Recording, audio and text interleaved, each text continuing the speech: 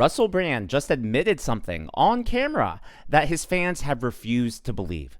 And that's right, Russell Brand himself just hinted that maybe, just maybe, he is a grifter, and he says things to remain perpetually popular online. Now, before we get to this just incredibly epic meltdown that he had on Piers Morgan show, we have to go all the way back to the beginning. So later this year, Russell Brand is headed to court. He's headed to trial to defend himself against accusations of rape. Here's his appearance on Megyn Kelly's show explaining the situation. In Europe and in the United Kingdom where I'm from, the age of consent is 16, and I did sleep with a 16-year-old when I was 30. But when I was 30, I was a very different person. I was a lot younger, and I was an immature 30-year-old. Consensual sex, actually, with a variety of people, when there is a strong power differential, as there is when you're a famous man that has the ability to attract women that I had at that time, I think involves exploitation. I think it is exploitative. I recognize that my sexual conduct in the past was selfish, and I did not apply enough consideration, barely any, I suppose, really, to how that sex was affecting other people. So during this very same podcast, Russell Brand admitted that he slept with over 1,000 women. He's put the figure at 4 figures or more. It's just crazy. He admitted to being wild, and he's talked about sleeping with a 16-year-old. Now, as he said, over in Europe, over in the UK, the age of consent is different, but still that age cap is very eye-opening. Now, he's on this tour right now, and it really began with Tucker Carlson, because Tucker Carlson is launching this new publishing company, and Russell Brand has written this book supposedly about his conversion to Christianity. Now, look, I'm not trying to doubt or get other people to doubt his conversion or his faith, but the timing of this is just really interesting. Here's Tucker Carlson's promotion of the book. For decades, Russell Brand was one of the most famous actors and comedians and agnostics in the world. Today, he is one of the most sincere Christians we know, a follower of Christ. His personal transformation is remarkable. We saw it up close. He has now recounted it in an amazing book called How to Become a Christian in 7 Days. And it recounts what happened to him, and it makes the case to all of us for stepping away from our secular assumptions and returning to the only thing that matters, which is God. I've read it. It's amazing. And right now there's only one place to get it, tuckercarlsonbooks.com. This is the first release from our new publishing company. We created Tucker Carlson Books to bypass the censors and bring you things that are actually worth reading and sharing. So honestly, I think there are only 2 options here. I think option number 1 is exactly what you see. Yes, Russell Brand has converted to Christianity, and he wrote this book to, share his faith and hopefully get other people to realize, hey, if God can save someone as broken or as wild or who has the history that Russell Brand has, then God can work miracles in my life as well. And I think that is a very powerful story. So maybe it is exactly what it seems. I think that's option 1. Now, option 2 is a lot more jaded. Maybe this entire thing is just a grift. Maybe he's putting on this act to gain public sympathy. Because look, I mean, the fact that he's going to trial for rape and these accusations are just, they're not pretty. No accusation of sexual assault is pretty, but I mean, it's going to be a very ugly trial. And because of how high profile he is, he's going to be hammered by the press internationally. So I can't help but wonder, is he just doing this whole thing as a publicity stunt? Is he doing this whole thing to get people on his side to gain goodwill, especially among Christians? In other words, is this whole thing a grift? Now, look, I'm not going to sit here in my chair and attempt to judge Russell Brand. Only God can see inside of our hearts. But what I can say is when I saw this moment on Piers Morgan's show, you have these 2 options, right? Either he's sincere or he's grifting. After watching this moment, it was really clear to me what I believe. Let me see if you're on the same page here. Can I go back to asking you a question about your Bible? Yes, if you want to. Thank you. Was that the one you took into court? You're the very one. Okay. What was your thinking of taking it into court? And what you were seeing, looking at some passages, what were the relevant passages for you? All right. Thank you for asking me. Thank you. That didn't hurt, did it? A little bit. It was this from Isaiah. And you're right, Bear did say, be chilled. Sometimes I lose the chill, man. pretty...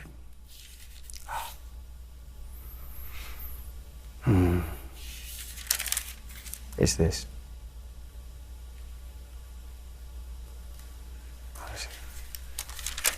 They don't like that, do they, in the old gallery? But remember, you just said it's a hired spot. This is from Isaiah.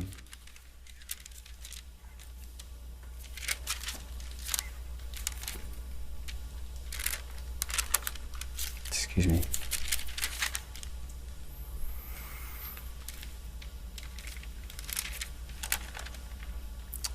Man, why did I mark it before?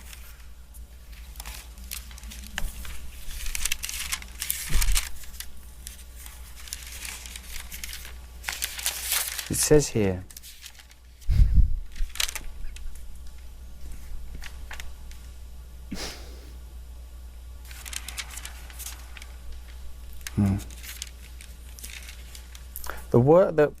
the verse that I was looking at that day was not this. I can't actually find the verse that I had that day, but this is good enough. This is from Isaiah 12. So this whole passage, this whole clip goes on for 1 minute, 54 seconds. Now look, it is possible that he actually was reading his Bible in court and he was just struggling to find that verse. But the issue here is Russell Brand is a well-known celebrity. He's been in the public spotlight for a while. He's been on thousands of interviews and podcasts and TV shows. He knows exactly the power of the internet and the power of moments like this. He is media trained. So to go on that long looking for a verse, I think that's just really odd in the first place. You would think that someone as media trained as him would be like, you know what, I'm really struggling finding this verse right now, but let me tell you a little more about that verse. Let me tell you a little bit more about it and what it meant to me. And he did end up doing that. He starts talking about how God can make life even in a desert. Like, deserts are barren, but God can create anything because after all, he's the creator of the universe. And so Russell Brand does do that, but it takes him 2, 3, 4 minutes to eventually get to that point. And again, just being a little jaded, maybe I'm being judgmental, I don't know, but I can't help but wonder, did he randomly, as he's turning all these pages, find that verse and it's like, I can riff off of that for a few minutes to make it look like I actually was doing something?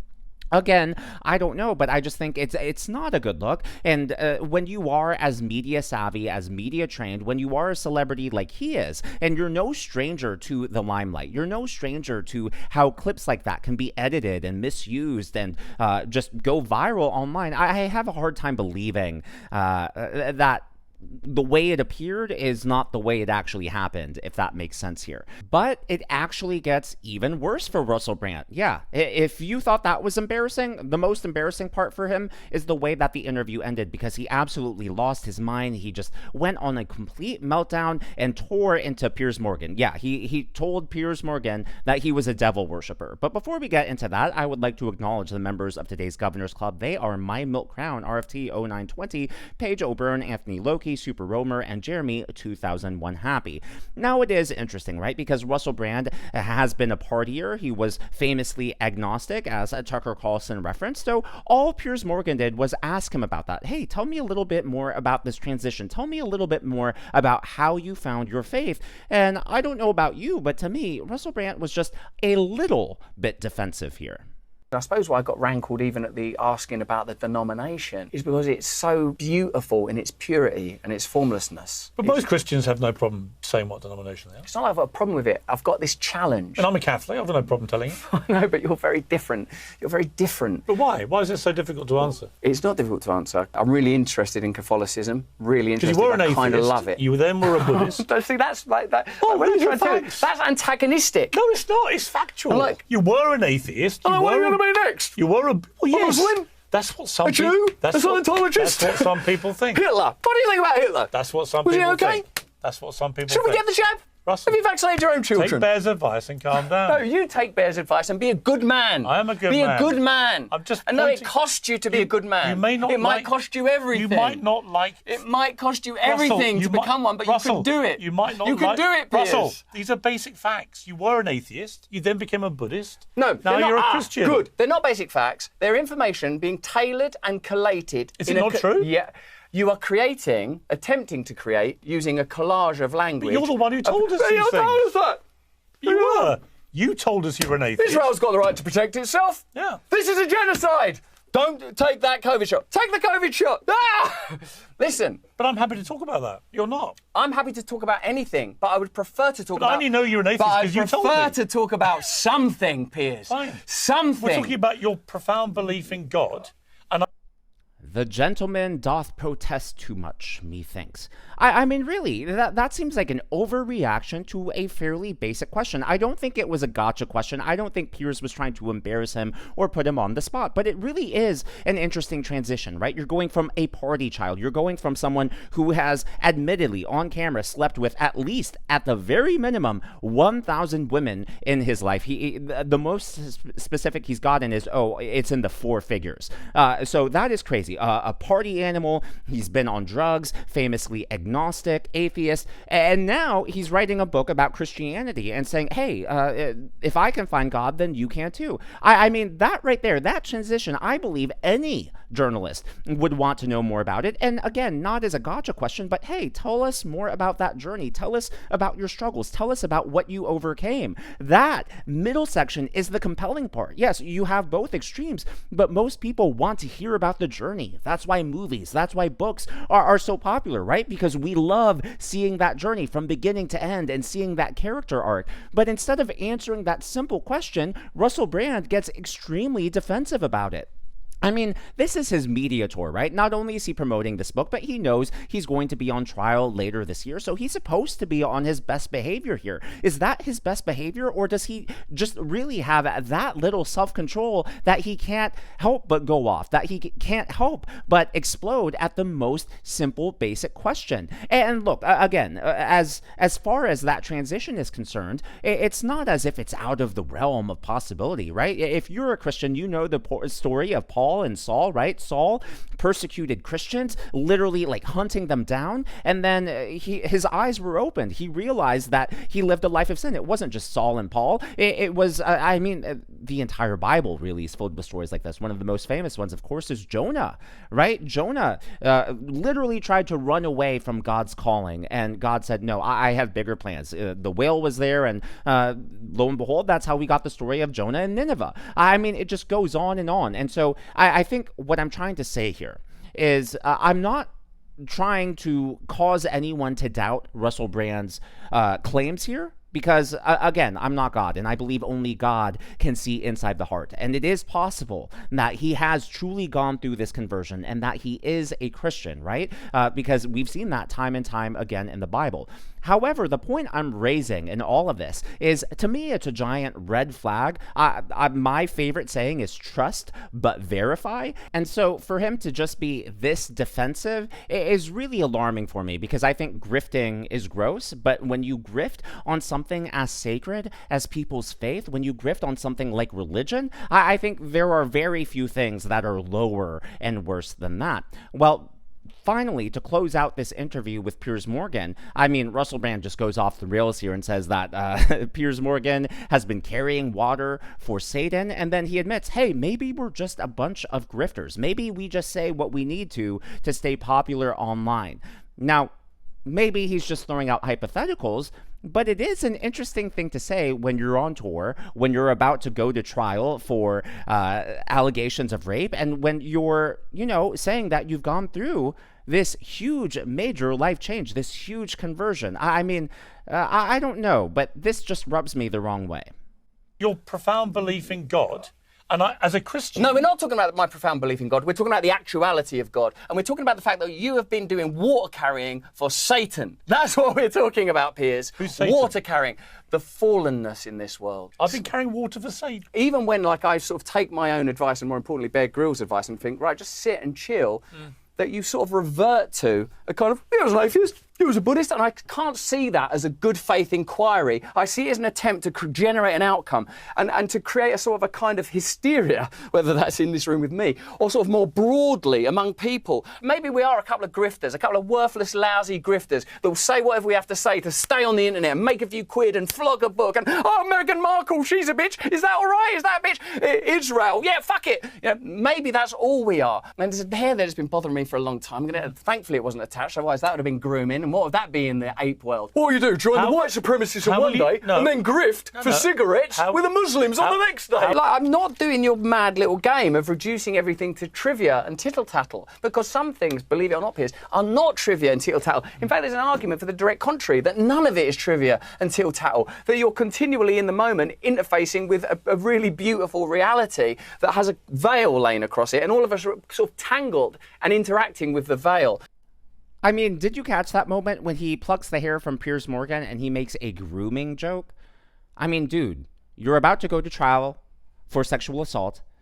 You slept. You admitted sleeping with a 16-year-old, and I get that the case you're making is, well, the age of consent's different over there, but still, you slept with someone half your age. A lot of people are not going to be on your side just because of that, and you're going to make a grooming joke? I get that grooming can have multiple definitions, like grooming your hair, but clearly, if you're going to make a joke in that context, you were going for the double meaning here.